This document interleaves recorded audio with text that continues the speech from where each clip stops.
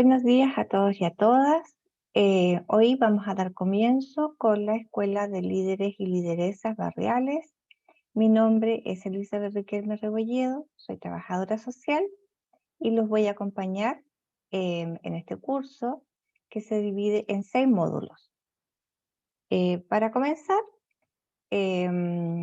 vamos a ver todos los contenidos relacionados con el módulo 1, que se denomina roles y funciones de la dirigente y del dirigente en la organización social. ¿Cuáles son los contenidos que vamos a trabajar hoy? La ley 19.418, que regula la diferencia entre las organizaciones funcionales y territoriales, cuáles son los pasos para crear una organización comunitaria, los roles y funciones de un directorio de una organización comunitaria. Vamos a hablar de estatutos, asambleas, patrimonio, cuáles son los derechos y las obligaciones de los afiliados como del directorio, y también al finalizar vamos a comentar cuándo se llega a la disolución de una organización comunitaria. Muy bien, de acuerdo a estos contenidos, entonces vamos a ver qué regula la ley 19.418. Esta ley nos organiza en términos de toda la vida que tiene una organización comunitaria, desde que se constituye hasta que termina sus funciones. Entonces, tal como dice nuestro material de apoyo, regula la constitución, ¿cierto?, de las organizaciones funcionales y territoriales, cuáles son sus finalidades, atribuciones, la supervigilancia y también su disolución. También nos habla de 2 tipos de organizaciones, funcionales y territoriales, que yo les voy a comentar con mayor detalle un poquito más adelante. Establece cómo crear y disolver esta organización comunitaria.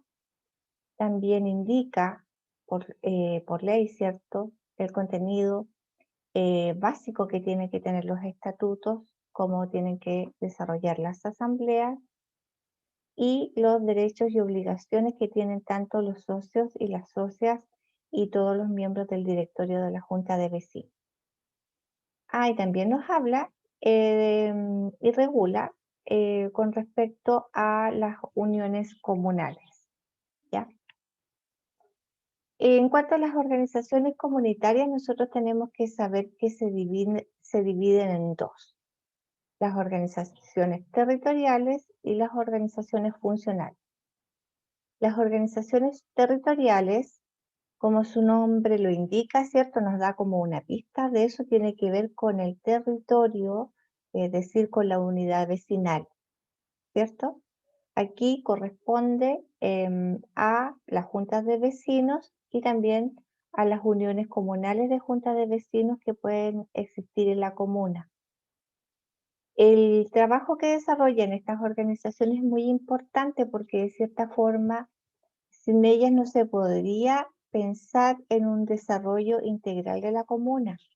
Están pensadas para promover el desarrollo de la comunidad, para poder defender los intereses, ¿cierto?, y velar por la satisfacción de las necesidades de todos los vecinos y de las vecinas, y de cierta forma servir como un puente o una conexión entre el barrio y el municipio o las distintas instituciones que puedan intervenir en ese sector. Ahora, también tenemos las organizaciones funcionales. También el nombre nos va diciendo, ¿cierto?, alguna idea de cómo están definidas y organizadas. Funcionales. Eso quiere decir que estas organizaciones se organizan en función de un objetivo en común. Los integrantes de estas organizaciones pueden estar viviendo en distintas partes de la comuna, pero se van a reunir en torno a un objetivo en común, ¿cierto? Entonces, van a representar y van a promover valores e intereses que son específicos dentro del territorio. Y aquí tenemos ejemplos que nosotros conocemos, ¿cierto? Los clubes de adulto mayor, las organizaciones deportivas, las organizaciones culturales, las asociaciones, que se reúnen no porque estén habitando en un territorio o una unidad vecinal o en una junta de vecinos en específico, sino que se juntan porque tienen un objetivo o un ideal en común, ¿cierto? Ahora, hay diferencias en cuanto a los requisitos y las formas que nosotros podemos constituir estos dos tipos de organizaciones. Vamos a partir con la organización territorial, que como yo les decía, corresponde a la Junta de Vecinos. ¿Quiénes pueden inscribirse en la Junta de Vecinos? Todas las personas que viven en la misma unidad vecinal y que son mayores de 14 años, ¿ya? Ese es un requisito y el otro es que vivan en esa unidad vecinal, pero no pueden estar participando de otra. Ojo con eso, si yo pertenezco a mi junta de vecinos, yo vivo en mi barrio X, yo no puedo estar participando de mi junta de vecinos y también en la junta de vecinos del lado, o solo pertenecer a una de ellas, ¿ya? Otra pregunta que es como frecuente es cuántas son las personas que pueden constituir una junta de vecinos en la comuna. Y eso va a depender principalmente del número de habitantes que tenga la comuna. Por ejemplo, si la comuna es pequeñita, suponiendo que hay 10.000 habitantes, ¿cierto? En total, con 50 personas nosotros podemos constituir una junta de vecinos. Ahora, si es una unidad vecinal, o sea, perdón, una comuna grande, ¿cierto? Con muchos habitantes, que tiene más de 100.000 habitantes, tendríamos que pensar en reunir a más de 200 personas para constituir una junta de vecinos. Cada junta de vecinos va a contar con un directorio que puede estar constituido por un mínimo de 3 personas, ¿ya? Ese directorio va a durar en sus cargos 3 años, pudiendo ser renovado, ¿cierto? Podemos elegir nuevamente a nuestro directorio. Y también tenemos que saber que en el caso de alguna renuncia de algún integrante o el presidente, la presidenta o el tesorero o secretaria, también se puede hacer un nuevo proceso eleccionario, ¿cierto? Y esa nueva constitución va a permanecer 3 años en el cargo. Ahora vámonos a la organización funcional. Como yo les decía, la organización funcional se reúne, ¿cierto? Bajo un objetivo en común. Y aquí los requisitos son mucho menores porque nosotros necesitamos solo tener un mínimo de 15 personas para poder constituir a nuestra agrupación. Eso si es que vivimos en un sector que es urbano. Si vivimos en el campo, por ejemplo, en un sector rural, nosotros con solo tener 10 personas ya vamos a poder organizar nuestra organización funcional. Y aquí el requisito es que las personas sean mayores de 15 años. Al igual que la junta de vecinos, nosotros vamos a elegir nuestro directorio, ¿verdad? Que también va a estar constituido por a lo menos 3 personas que sean mayores de edad, ¿ya? Y también este directorio va a permanecer en su cargo durante 3 años. Em, las personas que conforman esta organización funcional, como decíamos, club de adulto mayor o un comité cultural o una organización ambiental, deben tener domicilio en la comuna, pero pueden estar participando desde distintas unidades vecinales de la comuna. No es necesario que tengan un domicilio en un territorio en específico, al contrario de la junta de vecinos, como yo les había explicado anteriormente. Ahora, Fíjense que el año pasado, en agosto, se hizo una modificación a la ley de organizaciones comunitarias y se creó la ley 21.146 que simplifica un montón el proceso para poder constituir por primera vez una organización comunitaria, ya sea territorial o funcional, o también para hacer la reelección del directorio. Entonces, lo principal es que sepamos que antes de hacer el proceso eleccionario, se tiene que constituir una comisión electoral que va a estar conformada por vecinos y vecinas del mismo sector.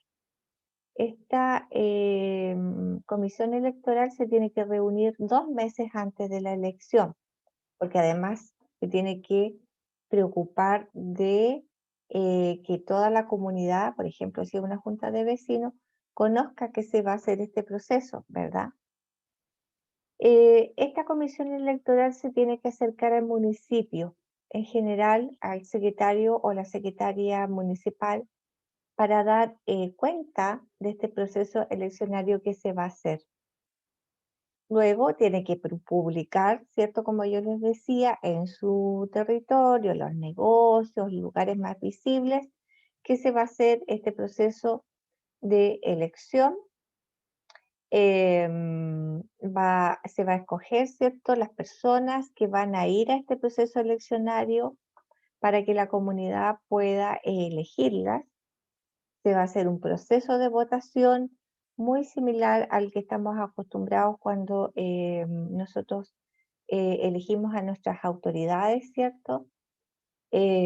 Con votos, con un conteo de votos, aunque sea una organización muy pequeñita, pero que puede dar esta cierta eh, tra- transparencia y también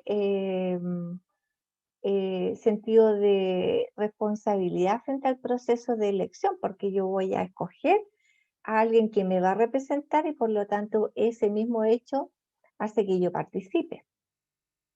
Luego se va a hacer un proceso de elección, como yo les decía, de manera formal, y una vez que eso se realice, se constituye un acta que finalmente se va a entregar al municipio, al mismo secretario municipal.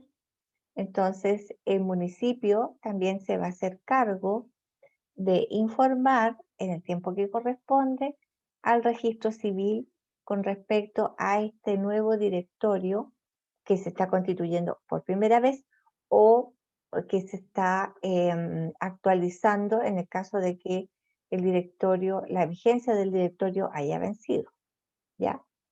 ¿Y qué es lo que hace el registro civil? Informa a un registro nacional donde están registradas todas las personas, las personalidades jurídicas que existen, de todas las organizaciones.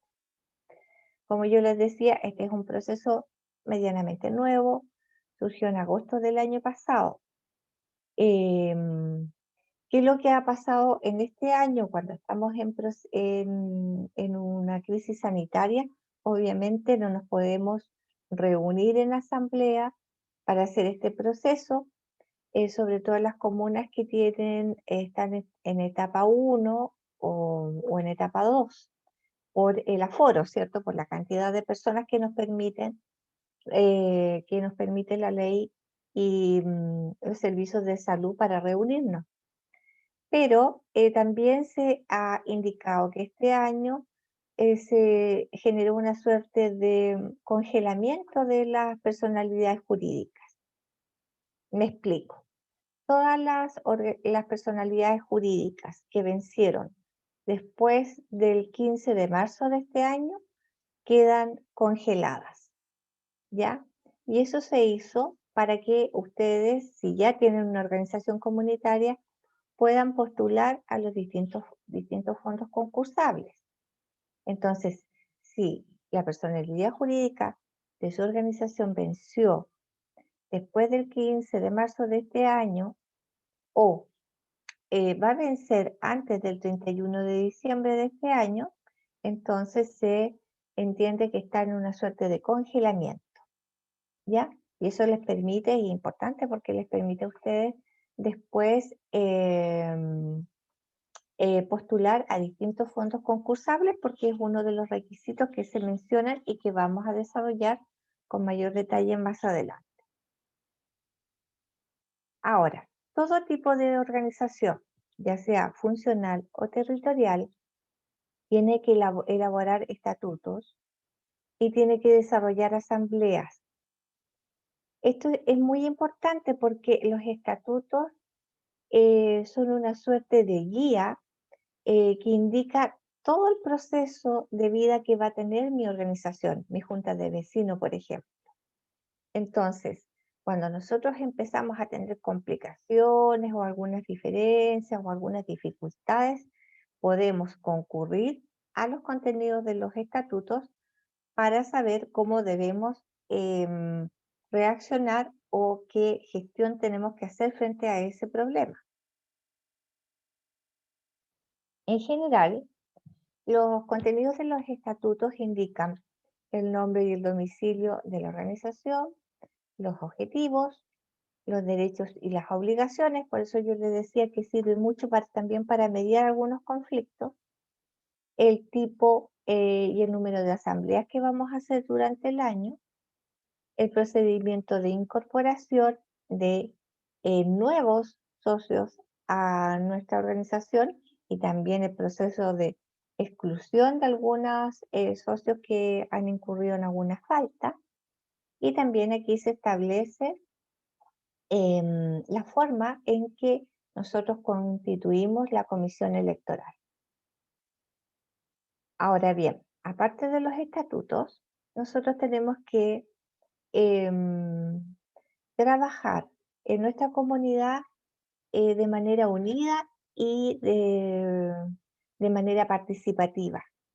Y una herramienta muy importante para eso son las asambleas. Esto lo estoy hablando, ¿cierto? Entendemos que no en el contexto de crisis sanitaria que tenemos ahora, pero vamos a pensar que el próximo año ya nosotros vamos a estar en mejores condiciones y vamos a poder volver a esta instancia que es muy importante porque es el órgano resolutivo. Todas las decisiones, las grandes decisiones que pasan por nuestra comunidad, se tienen que validar y compartir en la asamblea, ¿cierto? Nosotros tenemos que definir también si vamos a hacer asambleas ordinarias, con qué frecuencia, en qué ocasión, ¿cierto? Recuerden que eso antes lo registramos en en los estatutos y también vamos a organizar asambleas extraordinarias en el caso que tengamos que ver un tema de mayor necesidad para nuestra organización. Es común que cuando postulemos nosotros, ¿cierto?, a fondos concursables se nos pida en algunos fondos que realicemos una asamblea para poder en esa asamblea validar frente a toda la comunidad qué proyecto vamos a realizar y contar con el apoyo de todos los vecinos y vecinas. Otro tema muy importante que también es relevante tener desde el principio clarito cuando estamos en una organización tiene que ver con el patrimonio. Eso quiere decir con todos los recursos tangibles e intangibles que nosotros vamos a tener en nuestra organización. Y fíjense que la ley también establece, en cuanto al patrimonio, que será la municipalidad la que nos debiera proveer de un espacio, de una sede social, para garantizar, ¿cierto?, la participación y la realización de actividades, no solo de la Junta de Vecinos, sino de la mayoría, ojalá, la mayoría de las organizaciones funcionales que de cierta forma desarrollan actividades en en ese territorio, en ese barrio. Ahora, con respecto a los fondos financieros, Todas las organizaciones comunitarias tienen que mantener estos fondos en cuentas de bancos, pero a nombre de la organización. En ningún caso podemos traspasar los fondos de la organización en un instrumento bancario que esté al nombre de uno, ¿cierto? Vamos a tener una cuenta que represente a toda la organización comunitaria. Y con respecto a esos fondos, nosotros tenemos que prepararnos una vez al año para dar un balance anual en asamblea. Es decir, nosotros vamos a convocar asamblea y vamos a dar cuenta de todos los ingresos que hemos tenido como organización y también todos los egresos, todos los gastos o las inversiones que hemos hecho con ese patrimonio. En el caso de que nuestra organización comunitaria se disuelva, em, todos los fondos o todos los recursos que se han recabado en la organización durante el tiempo van a tener que ser traspasados a una organización, ¿ya? Eso casi siempre se define en los estatutos, al principio, cuando nosotros organizamos nuestra organización funcional o territorial. Ahí decimos, por ejemplo, en el caso de que la Junta de Vecinos X se disuelva, vamos a traspasar todos nuestros recursos al cuerpo de bomberos de la comuna. Eso es un ejemplo. En ningún caso los bienes o el patrimonio de la organización se divide y se distribuye entre los socios. Eso no es así, sino que nosotros en la asamblea, al momento de constituirnos, vamos a definir qué va a pasar y en general se establece como una suerte de donación para organizaciones o instituciones de beneficencia en las comunas. Así seguimos ayudando a los demás.